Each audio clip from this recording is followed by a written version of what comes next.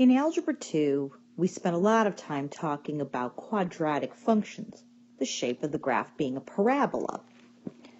So we learned that the shape of a parabola is a U, where the bottom or top of the parabola is called the vertex.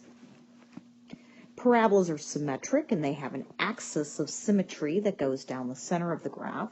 So if I call the vertex of the parabola h comma k, then the axis of symmetry was the equation x equals h. The parent function of all parabolas that open up or down is y equals x squared. And the graph of y equals x squared has a pattern to it that you may or may not have discussed with your Algebra 2 teacher. The vertex of the parent function was at the origin. Here's how the pattern works. If you were to make a table of values for the points on this graph, and I'll do this, so -3, -2, -1, 0, 1, 2, 3. The outputs would be +9, +4, +1, 0, 1, 4, 9. So here's -3, 9, -2, 4, -1, 1, 0, 0, 1, 1, 2, 4, and 3, 9. There's my graph. Sorry, not a very good graph. Here's the pattern. From the vertex, on either side of the axis of symmetry, you get to the next point on the curve by going to the right one and then up 1. And then you go to the right one and then up 3. But then you go to the right one and up 5. Do you see a pattern? The pattern is that the next point on the curve would be to the right one up 7 because it goes up by odd numbers. And notice that the same pattern holds true on the left-hand side of the axis of symmetry. So what if instead I gave you the equation y equals 2x squared? Its vertex is still at the origin, but instead of going to the right one up 1, it goes to the right one up 2. And then it goes to the right one up 6. How did I get those numbers? Because I take the original pattern of odd numbers and I multiply them by 2. And so the same thing would happen on the other side of the axis of symmetry, and I want you to notice that it made the curve narrower. Remember how we talked about stretching and compressing? This is a vertical stretch. What would happen if the graph were y equals 1/2 x squared? Well, when the number being multiplied by the original function is between 0 and 1, we say that it compresses it, and it's going to make it wider. So instead of going right one up 1, it would go right one up 1/2. And then it would go right one up 3/2, which is 1.5. And so you kind of see that it's going to make it wider here. So now we're going to tack on to this parabola we've already graphed. Parabolas that open left and right. Now there are some similarities to this. There's still going to be an axis of symmetry whether it opens up, down, left, or right. That goes down the center of the graph through the vertex, cutting the graph directly in half. But we're going to give you 2 new terms that we've never talked to in terms of parabolas. So by definition, a parabola is a set of all points in a plane that are the same distance from a given point called the focus and a given line called the directrix. When we talked about ellipses and hyperbolas, they both had 2 foci. A parabola will have one focus, and the focus will be a point inside the parabola, kind of like the hyperbolas, and it's going to be the same distance as from the vertex as the vertex is to a line that is perpendicular to the axis of symmetry, whose name is called the directrix.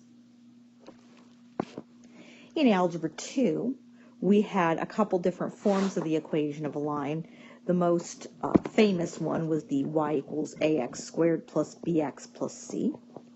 And then we talked about something called vertex form, which is y equals a x minus h squared plus k. What I want you to see is that this equation here is very similar to this one down here. if I were to add or subtract k, if I were to flip the equation, so instead I'm going to write it like this, and then if I were to divide both sides by a, which is the same as multiplying by the reciprocal,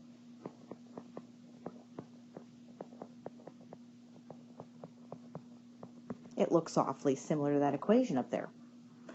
4p is going to be like this 1 over a. Don't worry about 1 over a. We're just going to call it 4p.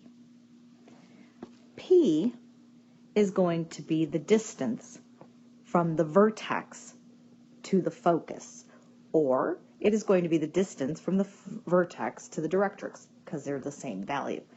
It's kind of like c from the ellipses and hyperbola, except in this case they call it p. I don't know why they call it p instead of c. Maybe it's to confuse you. All right, so I'm going to get rid of this. If the parabola opens up or down, you're going to know, because the square term is going to be x. The vertex is always at h comma k. H is always in the parentheses with x. K is always in the parentheses with y.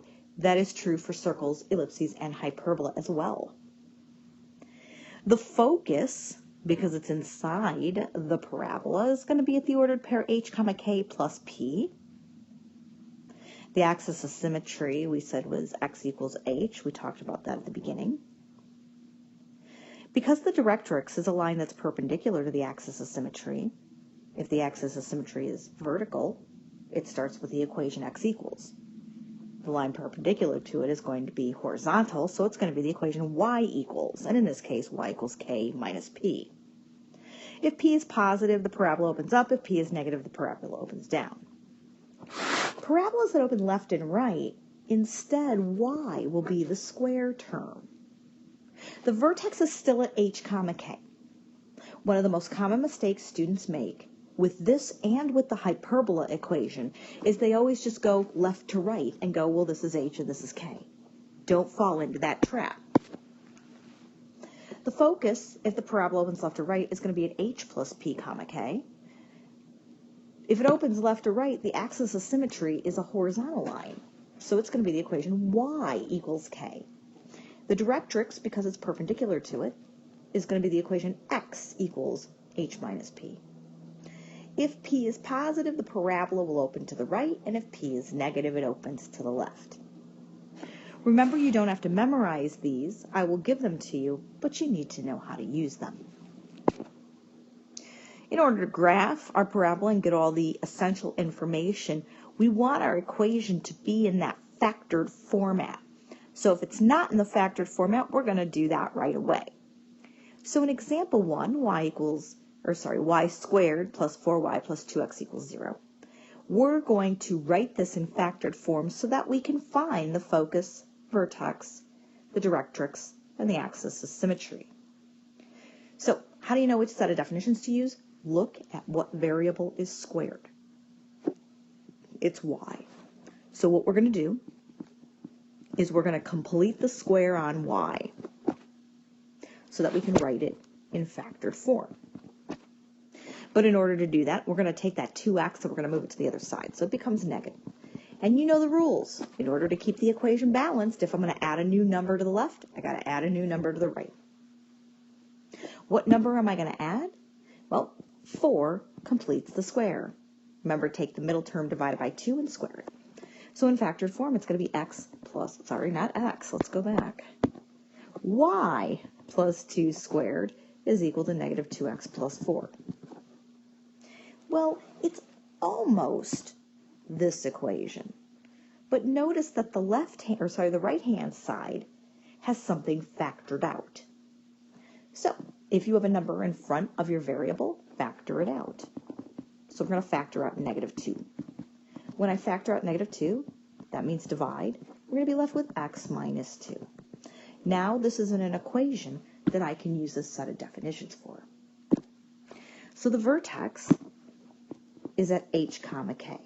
Same thing. If you don't know what h and k are, set these equal to 0 and then solve. rid of that. Or think about it this way, it's always the opposite of what's in the parentheses. So if it says x minus 2, then h must be positive 2. If it says y plus 2, then k must be negative 2. So I know the vertex is 2, negative 2. There's my vertex. Because 4p is negative, it's going to open to the left. So I know it's going to look something like this. We'll finish graphing it in a second. The axis of symmetry, let's see, what the best way to do this problem is after you get the vertex first. The axis of symmetry, by this set of definitions, is going to be y equals k. So y equals k. Here's my axis of symmetry. The directrix is going to be x equals h minus p, and the focus is at h plus p comma k, but I got to find out what p is. So that negative 2 is in the place of 4p. So if I solve that for p, I get negative 2 over 4, which is negative 1/2. Well, now that I know what p is, now I can tell you that the focus is at h plus p comma k.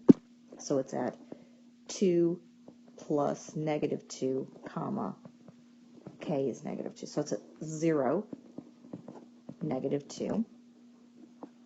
Let's see, I'll use a different color. Here's the focus. The directrix is going to be the line x equals h minus p. So it's going to be h minus, oh boy, I screwed that up already. Let's go back. P is negative 1/2.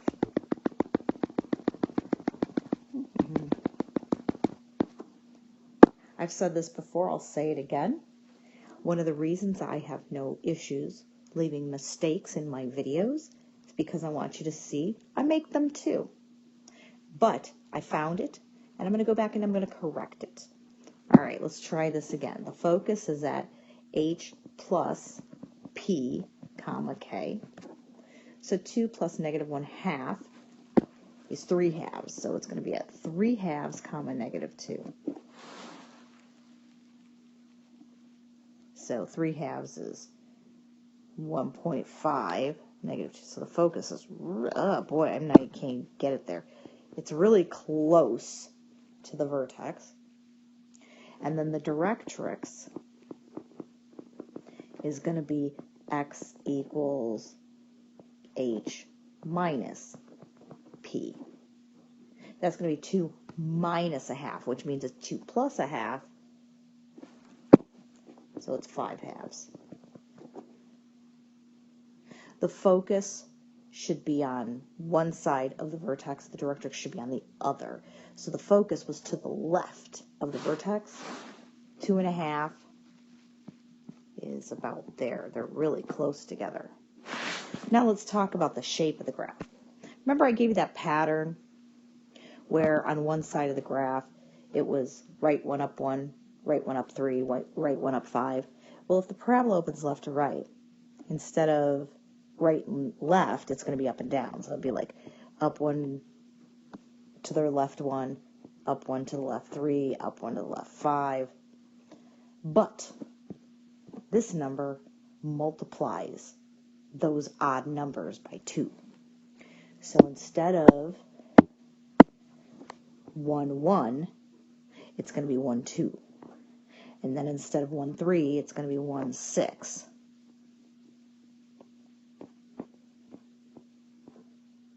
And then it'll be symmetric on the other side. So now I know what my parabola looks like. Not only does it open left, but it's also narrow along the axis of symmetry. Like I said with the first problem, you're going to know by looking at the equation which type of conic it is, and you're going to be able to tell me if you have a parabola, if it opens up, down, left, or right. The thing about parabolas in their general form, you know, the multiplied out form, if only one of the variables is squared, it's a parabola, because the other 3 conics, both x and y, are squared. Then, in order to write it in vertex form or in the factored form, you're going to look at which variable is square, and that's the variable you're going to complete the square on. So in number 2, x squared minus 8x minus y plus 18 equals 0, x is squared. That is what I'm going to complete the square on. Everything else gets moved to the other side. What goes in the blank? 8 divided by 2 is 4. 4 squared is 16. Now I can write the left side in factored form. It's x minus 4 squared equals y minus 2. There's nothing to factor out of the right side, so 4p is 1. Well, now that I have it written in my form, my useful form, now we're going to find the vertex, focus, and the equations of the directrix and axis of symmetry. So which type of parabola is this? If you look back at the definitions, this is the parabola that opens up or down. Since p is positive, it's going to open up. So that's the set of definitions I'm going to use. The vertex, h is 4, k is 2. The axis of symmetry is going to be x equals h, which is 4. In order to find the focus and directrix, I need to find p, and we said 4p was equal to 1, so p is 1/4. So the focus is going to be at h, comma, k plus p. So it's at 4, comma, 2 1/4, or 9/4. And the directrix is going to be the line y equals k minus p. 2 minus 1/4 is 7/4. The last problem we're going to look at, example 3. Write an equation of a parabola in standard form that has a horizontal axis and passes through the origin and points -1, 2, and 3, -2. Remember when we were given 3 points on the outside of a circle, and we had to create a matrix using the general form of the equation in order to find out what the equation was? Well, we're going to do something similar to here. So I tell you 2 things. So first of all, because the axis of symmetry is horizontal, that means the parabola must open left or right. So that means we're using the equation where y is squared.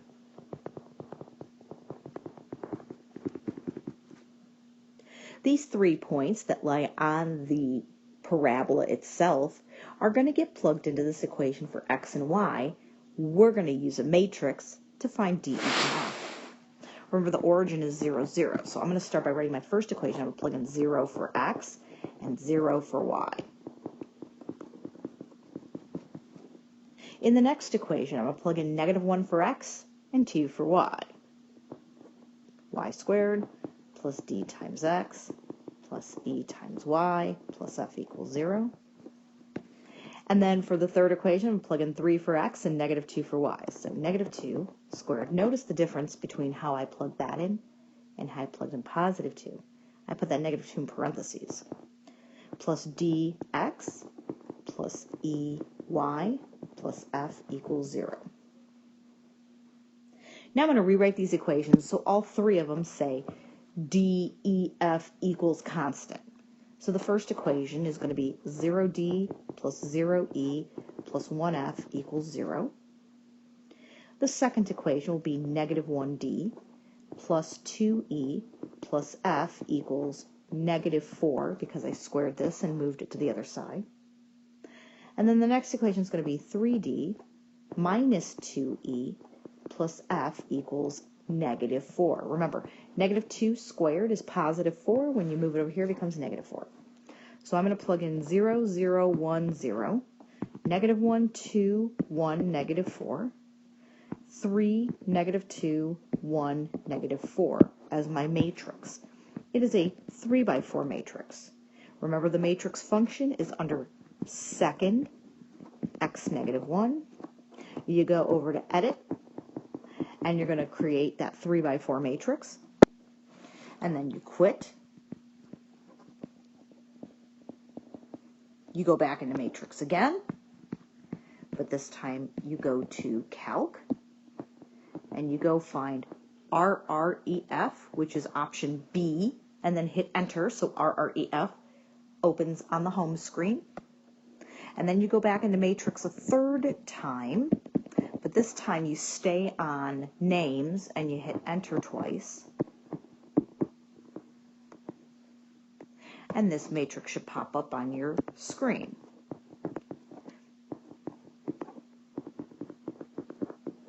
Remember, this is called the identity matrix.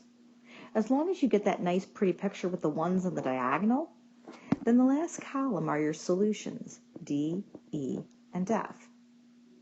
So the equation of this parabola is y squared minus 4x minus 4y plus 0 equals 0. Now we're going to play completing the square to write this in factored form. Because y is squared, we're going to complete the square in it, which means I'm going to move negative 4x to the other side. It becomes positive. The number that completes the square is 4. So in factored form, this is y minus 2 squared is equal to 4x plus 4. But if I can factor this side, I'm going to do that as well. And I get y minus 2 squared. Sorry, I'm running out of space and I can't scroll down anymore, so I am going to bump this up here. Y minus 2 squared is equal to 4x plus 1. And that is the factored form equation of my parabola. And that is section 10.5 on parabolas.